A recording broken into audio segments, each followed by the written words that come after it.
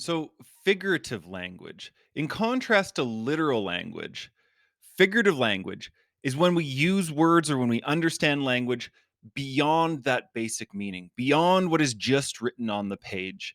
This is where we have to read between the lines a little bit, make connections to other ideas, and go beyond just the literal basic meaning of language. If I were to say something like, "You are the sunshine that burns through the clouds," the person we're referring to here isn't actually made of sunshine. They're not actually having any effect on clouds. They're not burning in any way.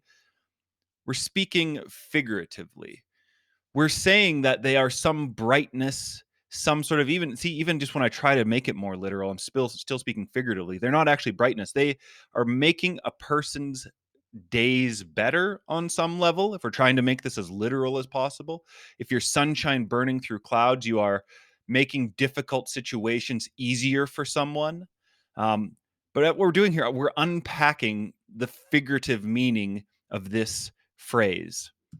Poetry, as you know, contains a lot of figurative language. If I look at this poem, In the Vault of Morning by Canisia Lubrin, it begins: For our elders, you arrive as found blade for this tale. I will tell you no gospel you know. Nose crow's throat will belt guesses.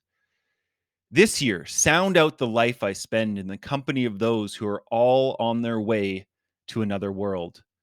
And I am still on your way here, a mouth as a cold wind, and I rise from me as I rise from me.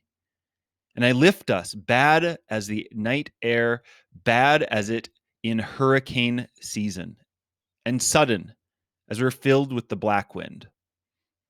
As I'm reading through that, you're probably recognizing not all of this can be understood on the literal level. Some of it we're going to have to work with, we're going to have to make sense with, and we're not going to do all of that here, but let's just talk about this one phrase where she writes, This year, sound out the life I spend in the company of those who are all on their way to another world. I want to really focus on the phrase sound out the life I spend. If you're sounding something out, like imagine it's something written on the page, you're making sense of it. You're saying it over and over. You're kind of reworking it aloud until you understand this. So when she says sound out the life I spend, to me it means something about like to examine and to repeat and to look over again and again and to kind of to bring to life in that way, to speak into existence.